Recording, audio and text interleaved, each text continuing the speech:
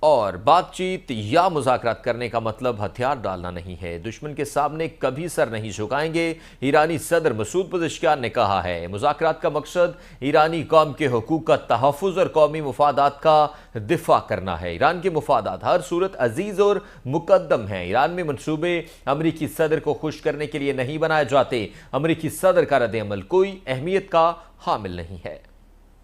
آپ کو بتا رہے ہیں ایران کے مفادات ہر صورت عزیز ہے۔ صدر مسعود پزشکیان نے صدر ٹرمپ کے رد عمل کے بعد ایک بیان جاری کیا ہے۔ اس میں ان کا کہنا ہے ایران میں منصوبہ امریکی صدر کو خوش کرنے کے لیے نہیں بنایا جاتا بلکہ ایران کے مفادات میں منصوبے بنائے جاتے ہیں۔ صدر ٹرمپ کا رد عمل کوئی اہمیت نہیں رکھتا۔ ایران کسی کے مطابق نہیں چل سکتا۔ صدر ٹرمپ نے احمقانہ بات چیت کی ہے لیکن بات چیت یا مذاکرات کرنے کا مطلب ہتھیار ڈالنا نہیں ہے۔ ایران کے صدر مسعود پزشکیان نے کہا دشمن کے سامنے کبھی سر نہیں جھکائیں گے۔